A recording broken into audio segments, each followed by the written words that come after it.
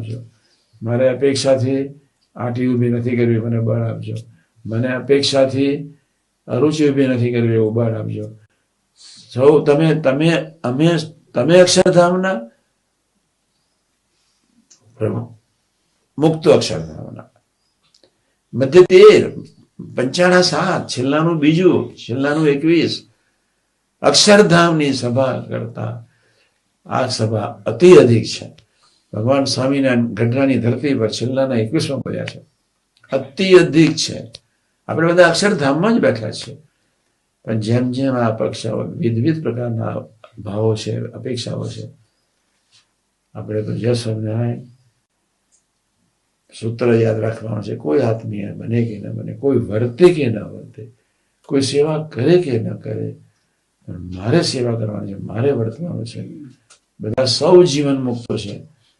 મારે ડબલ સેવા કરવાની છે, મારે ડબલ પુણ્ય પેદા કરવાનું છે, મારે સ્પીડથી જવાનું છે. એટલે મારી ફરજ છે કે ભગવાન મને મુક્તો મારફત સાથ નથી આપતા, પણ મારા યાત્રા, મારા આત્મા પર પ્રભુની એટલી મોટી કૃપાઓ વધી ગઈ છે, તું જલ્દી જા બસ. મને રોગ મૂક્યો છે, કદાચ કોઈ સેવા નથી કરતું, અને સેવા નથી કરતું અપેક્ષાઓને લઈને અભાવ આવી જાય છે. એક સાધુએ મને કહ્યું, કોઠારી સ્વામી, હું 15 દિવસથી બીમાર છું, પણ હજુ મળવા આવ્યા નથી. હું આવી ગયો ને બસ. આ એક અપેક્ષા છે. એ સાધુએ ભજન જ, ભલે સંકલ્પ ઉઠે, હું એમ નથી કહેતો તમને સંકલ્પ ન ઉઠે, ઉઠે જ. દેહભાવ છે, આપણે દેહમાં બેઠા છીએ એટલે નક્કી કરી નાખવાનું, દેહ મારું સ્વરૂપ નથી. પહેલા પ્રકરણની પહેલી ને છેલ્લી વાત, કરીએ નામ રટન, 5 પ્રકારનું ભજન. દેહને મારે કોઈ સંબંધ નથી. દેહ એક મીડિયમ છે, દેહ એક મકાન છે, જેના મારફત પ્રભુ અક્ષરનું શરીર બંધાવાનું છે. એક માધ્યમ છે. દેહ તે હું નથી જ. અને જ્યાં દેહ તે હું છે, ત્યાં અપેક્ષાઓ હોય, અથવા એવા દેહના રાગના પોષણ માટે અપેક્ષાઓ હોય જ. એટલે આજે આટલું પાકું રાખજો. પણ આજે આપણે સંકલ્પ કરીએ, મારી વાત સમજ પડી કે ન પડી એની બહુ ચિંતા કરવાની જરૂર નથી.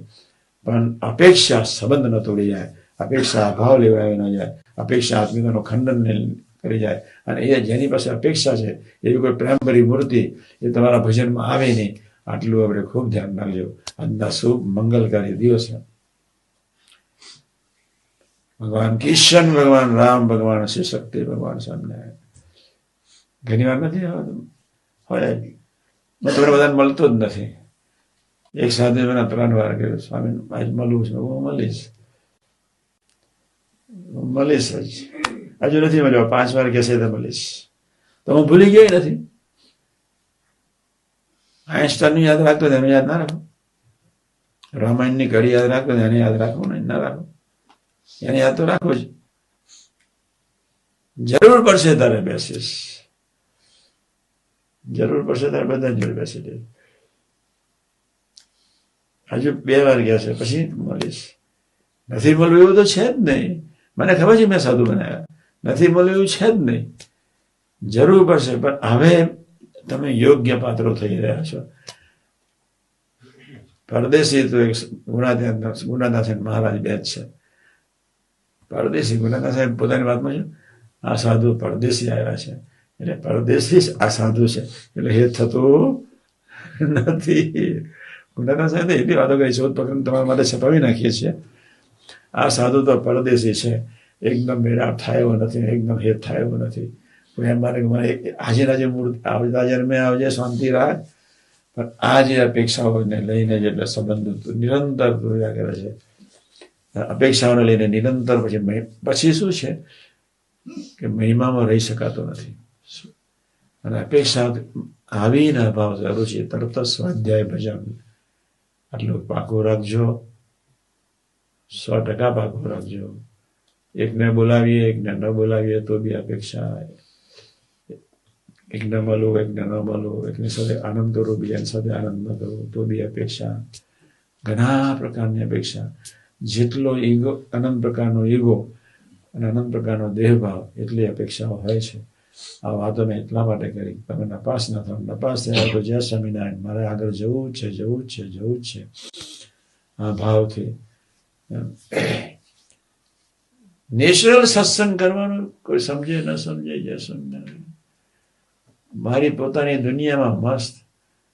આપણને કોઈ બોલાવે ન બોલાવે, આપણને કોઈ માઇક આપે કે ના આપે, આપણે કોઈ ધ્યાન રાખે કે ના રાખે, ભગવાનને ધ્યાન રાખવા દો, ભગવાનને બોલવા દો. આવી સૂક્ષ્મ અપેક્ષાઓ બી ના જોઈએ. ભગવાન આપણું ધ્યાન રાખે, ભગવાન આપણને પ્રેમ કરે, કોઈ પ્રેમ કરે કે ન કરે, મારે ભજનને સ્વાધ્યાય કરવું છે. એ મસ્ત, એ પ્રેમનું સ્વરૂપ છે, એ મારી જોડે પ્રેમ કરશે જ. ભગવાનનો બીજો અર્થ જ પ્રેમનું સ્વરૂપ. ચિદાકાશનું સ્વરૂપ એટલે પ્રેમનું સ્વરૂપ.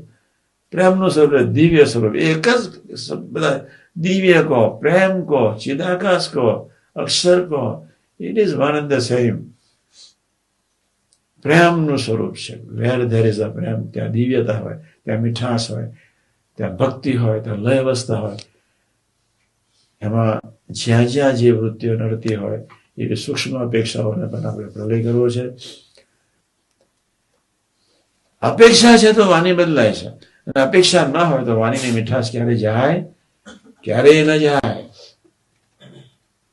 અપેક્ષા શબ્દ હમણાં 3 મહિના ચલાવો છે. વાણી બદલાય મીન્સ અપેક્ષા છે,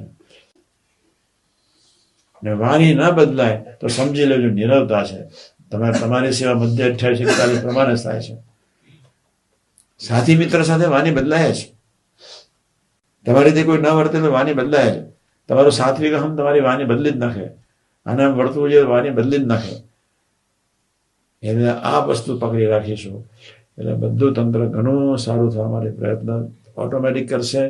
પણ આપણે પાકું રાખવું છે. આજના શુભ મંગળકારી દિવસે ભગવાન કિશન, ભગવાન રામ, ભગવાન શ્રી શક્તિ, ભગવાન સ્વામિનારાયણ, શાસ્ત્રી મહારાજ, યોગી મહારાજ, કાકાજી, પપ્પાજી, સાહેબ, સ્વામીજી, સૌના ઈશ્વરનારાયણને કચ્છ પ્રાર્થના. હે પ્રભુ, આવી વિચિત્ર અપેક્ષાઓ જે અમારા દેહભાવનો, સારપનો અભાવ ગુણમાં લઈ જાય, સંબંધ તોડી નાખે એવી અપેક્ષાઓ અમને દેખાડજો, જેના ફળ સ્વરૂપે અમે સ્વાધ્યાય ભજન કરી શકીએ. તો આજના શુભ મંગળકારી દિવસે મહારાજને સ્વામી એવો ઉદ્યોગ આપે, જેના ફળ સ્વરૂપે તમારો સમય બગડે નહીં. સહજાન સ્વામી મહારાજ વાતની સમજ પડશે નહીં, પણ સાંભળ્યા કરજો. 15 દાડે એક વાર સાંભળી લેવું. જેતલપુર 4 અને 5 ક્યારે ભૂલવાના નથી. મહારાજ આપના માટે જ પૃથ્વી પર આવ્યા છે જ. એને મને પ્રેરણા હતી. આમ તો રહી ગયો. સારું તો મને હાર પહેરાવી દીધો. એમનો સંકલ્પ છે પૃથ્વી પર મારા સ્વરૂપનું વિજ્ઞાન થાવ. એમને આપણને પોતાના માન્યા છે.